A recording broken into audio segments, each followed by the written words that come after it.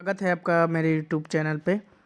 इस समय पिछले कुछ दिनों से आपने देखा होगा कि पेटीएम का स्टॉक काफ़ी ज़्यादा चर्चा में है। इसी को लेकर के मेरे पास कई सारे सवाल भी आए हैं।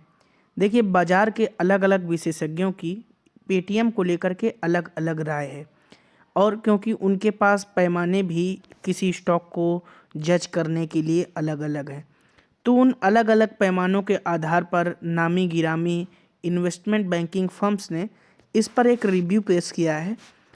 और उस रिव्यू को हम इस वीडियो में सभी जो इन्वेस्टमेंट बैंकिंग फर्म्स हैं उनके रिव्यू को हम आइडेंटिफाई करने की कोशिश करेंगे, और अंत में हमेशा की तरह मेरी राय क्या है इस स्टॉक को लेकर के इसको समझेंगे। आपसे रिक्वेस्ट इतनी है कि अगर आप इस चैनल पे पहली बार आए हैं तो चैनल को सब्सक्राइब करके बेल आइकन को ज़रूर प्रेस कर दीजिए, क्योंकि बेल आइकन लेटेस्ट एल्गोरिथम के तहत नोटिफिकेशन के लिए ज़रूरी है। तो चलिए शुरू करते हैं। 197 कम्युनिकेशंस पेटीएम के नाम से जिसका स्टॉक एनएसई में रजिस्टर्ड है। आज के दिन 2% की तेज़ी दर्ज की गई है इस स्टॉक में, और 1955 2150 रुपये में ये इशू हुआ था, लेकिन जब लिस्ट हुआ तो डिस्काउंट प्राइस पे लिस्ट हुआ और इसने अपना ऑल टाइम लो 510 रुपये तक का बना लिया। एक संस्था है मैक्वेरी। पहले हम उस संस्था की राय को समझते हैं। उसके पहले हम ये जानते हैं कि मैक्वेरी के अभी तक के पेटीएम में एस्टिमेशन कैसे रहे। देखिए, मैक्वेरी वही संस्था है। मेरा जो पहला पेटीएम के लिए वीडियो आया था स्टॉक के लिस्ट होने के बाद, उस पर मैंने इसकी राय पेश की थी। मैंने कहा था इनके अनुसार तो शेयर आधा हो जाएगा जिस प्राइस पे लिस्ट हुआ वहाँ से, और 1200 रुपये का पहला टारगेट इन्होंने नेगेटिव टारगेट दिया था। उस समय पेटीएम 1700-1800 रुपये पर ट्रेड कर रहा था जब इनकी रिपोर्ट आई थी, और वाकई में आपने देखा होगा कि 1200 रुपये को इसने टच किया।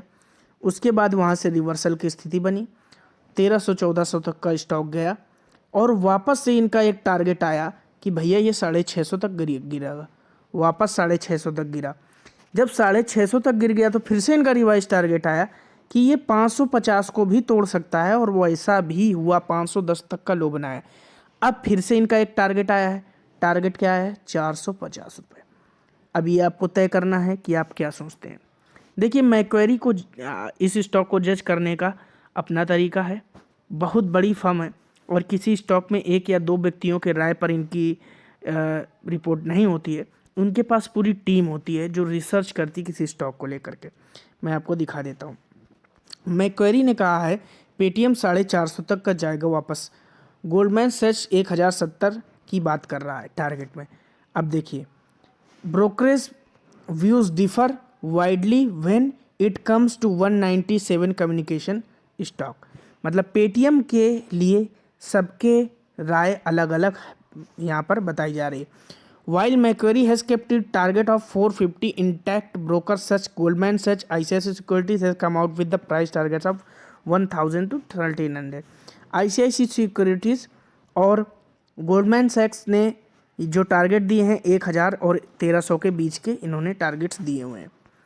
अब देखिए, इनके मेजरमेंट पॉइंट अलग अलग हैं, उस आधार पर इन्होंने अपना टारगेट दिया। As they differ in the EBITDA loss break even expectation following not so material fall in sequential losses in the March quarter.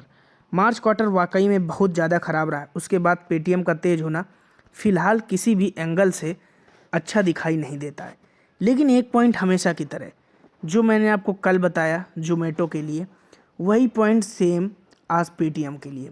भैया, जब किसी भी स्टॉक का रिजल्ट आए तो सबसे पहले अगर आप कुछ देखिए तो रिवेन्यू देखिए। रिवेन्यू में क्या इम्पैक्ट हुआ है comparison to last year same quarter से। अगर रिवेन्यू बढ़ा है, डबल हुआ है, तो बहुत अच्छी बात है। प्रॉफिट और लॉस सेकंड कैटेगरी में होना चाहिए हमेशा, वही इनका हुआ है। देखिए, लॉस तो इनका 761 करोड़ हो गया अगर पिछले साल 2021 से मार्च से तुलना की जाए 441 करोड़ से।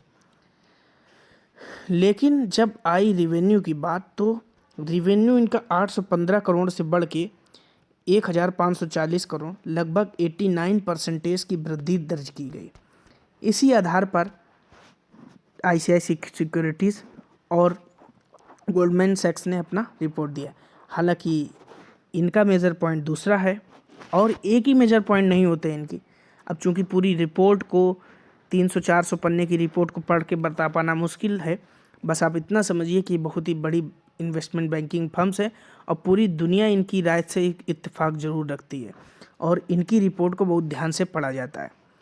अब पेटीएम में आप देख सकते हैं 89% की जो रेवेन्यू ग्रोथ हुई है उसको लेकर गोल्डमैन सैक्स बहुत ज़्यादा पॉजिटिव है और इन्होंने ये भी कहा है कि जो पेमेंट सिस्टम है वो काफ़ी ज़्यादा दुरुस्त किया गया है। उसके अलावा जो इनका ऑनलाइन पेमेंट सिस्टम है उसमें जो इनके कैशबैक्स हैं और उसमें जो कमी लाई गई है उससे रेवेन्यू में काफ़ी ज़्यादा इम्पैक्ट पड़ा हुआ है। अब पेटीएम का चौथे क्वार्टर का रिजल्ट जो है इन्होंने कहा है strong and improving monetization of payments vertical and wide growth momentum of the financial services and cloud businesses remain robust इनके अनुसार। और 2023 तक इन्होंने कहा है कि बहुत ही अच्छा एबिटा ब्रेकडाउन होगा।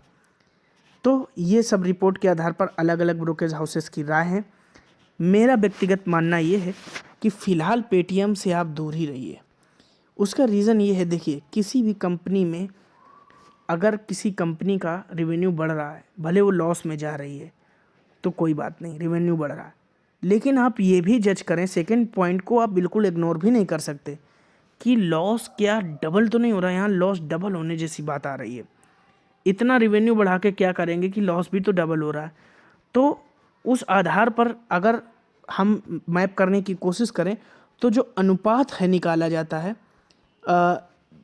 जो profit increase plus profit increase और जो सॉरी यहाँ पर रिवेन्यू इंक्रीज और प्रॉफिट का जो लॉस इंक्रीज का जो अनुपात निकाला जाता है वो बहुत ही जो इम्पोर्टेंट पॉइंट होता है। हालांकि ये कोई किसी भी इकोनॉमिक्स के रूल पे नहीं, ये मेरी अपनी खुद की टेक्निक है कि यहाँ से आप थोड़ा सा आइडिया लगा सकते हैं कि आपको किस आधार पर अपने स्टॉक को तय करना है। फिलहाल मैं यही कहूँगा कि मेरी इत्तेफाक जो है मैक्वेरी की राय से ज़्यादा मैच करती है, लेकिन फिर भी ये 450 तक नहीं, लेकिन वापस से ये 490 और 510 के लेवल को टच कर सकता है। मेरी राय है फिलहाल आप पेटीएम से दूर रहिए। अगर आपने अब तक कोई बाइंग नहीं की है तो बाइंग की सोचिए भी मत। वीडियो जैसा भी लगा कमेंट बॉक्स में बताइएगा। फर्स्ट टाइम चैनल पर विजिट किया तो चैनल को सब्सक्राइब कीजिएगा। Thank you for watching. जय हिंद।